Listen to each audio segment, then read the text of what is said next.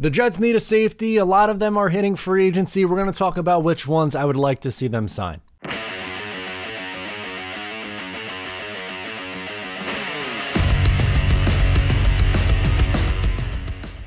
Hey, what's going on? I'm Matt O'Leary, back with another video, and today I'll be talking about the safety market, who I think the Jets should go after, who's good value, what they're going to be, all that fun stuff, and more.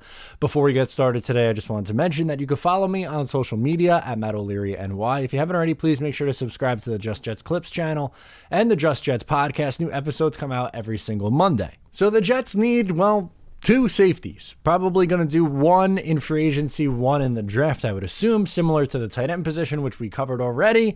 We're making our way around the team, or at least where I think the Jets should look to spend their money, and safety is one of those positions. So we're going to go through kind of a mix of guys, the ones at the tippy top, maybe some in between, and one who I think is going to be some pretty good value. If I leave someone off the list, please comment below if you think the Jets should be in on them, all that fun stuff. We're going to get into it right now. So my number one guy, who I think is absolutely worthwhile, is Marcus Williams at 25 years of age. Now, different than Marcus May, even though they're from the same draft class and, both are solid players. Marcus May is significantly older than Marcus Williams. Marcus Williams is 25 years old, again, from the same draft class, mind you.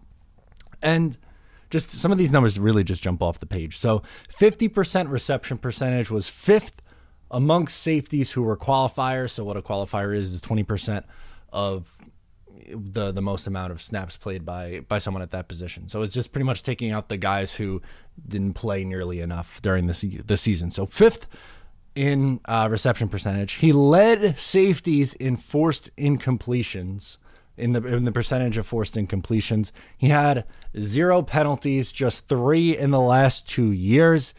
He's everything you want in a safety. He's good coming up and stopping the run. He's great in coverage, never gets penalized, is able to intercept passes. He's not going to be someone who's going to get you probably like more than 5 interceptions in a year, but he's just steady in the prime of his career right now.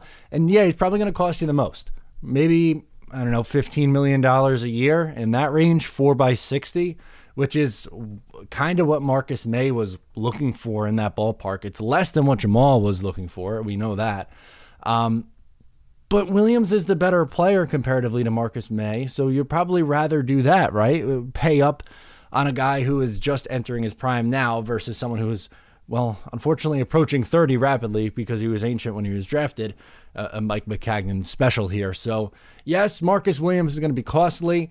The Saints don't have any money at all, really. I guess they could franchise tag him, but their cap situation is just bad, and they're not going to be able to retain every single player. They have a bunch of free agents and a lot of guys who they're going to have to make decisions on. Williams, one of them, and if he hits the market, I say go all out for him. But if he doesn't hit the market, or if you're unable to obtain him, because there's going to be a lot of guys who are going after him, I think, how about Jesse Bates? He is also someone who could be franchise tagged, but 25 years old. Now, he had a phenomenal year in 2020, took a little bit of a step back in 2021 during the regular season, but was really good for his team, the Cincinnati Bengals, in the playoffs. He had 3 interceptions over his first 3 years in the league, which is just, that's impressive.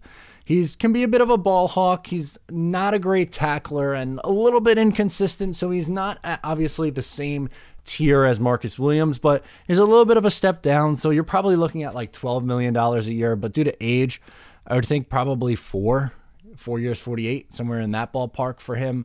Probably seems to make sense. Again, I wouldn't be surprised if the Bengals are able to retain him because they have cap space to work with. But if he hits the open market, he is surely someone that I would take a look at, and probably my second favorite guy here.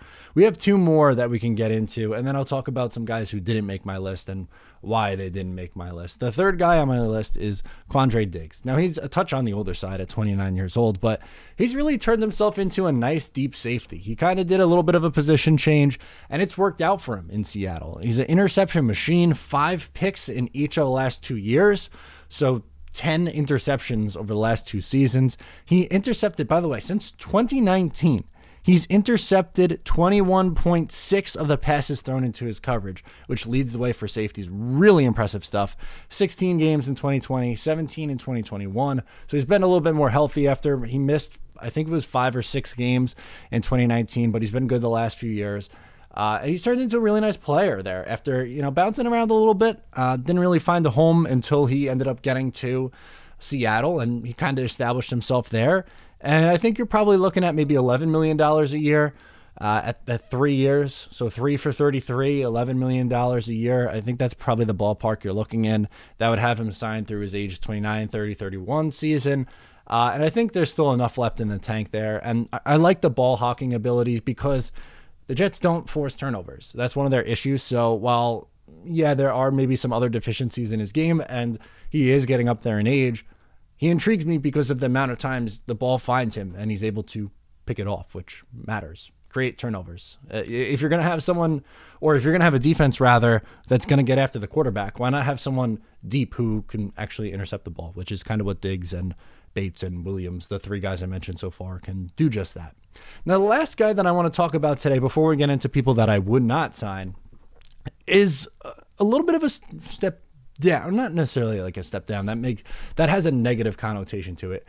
A little bit more in the bargain bin, who maybe could get you some different value, and that's Jaron Kearse. He's 28 years old. He's with the Dallas Cowboys this past year. Now, he's a strong safety, and he's a big boy, 6'4", 215, but he matches up really well with tight ends. And this was his first year starting a full year. He kind of, again, bounced around a little bit, started with Minnesota, then went to Detroit, but ended up finding a home in Dallas.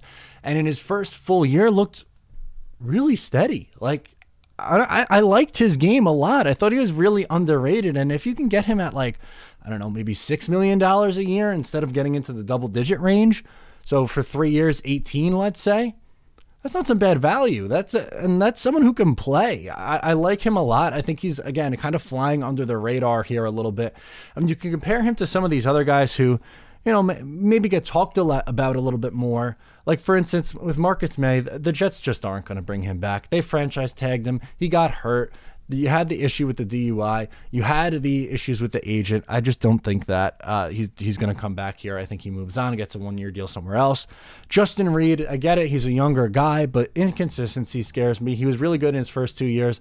Last 2 years, not great. Now, you can make the argument that he was just in an awful situation in Houston, which is probably fair, but just not my preference. I prefer the 4 guys I listed above than going for Justin Reed.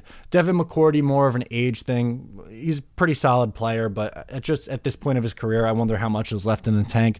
Tyrann Mathieu, another one kind of similar to age. He's going to be 30 years old.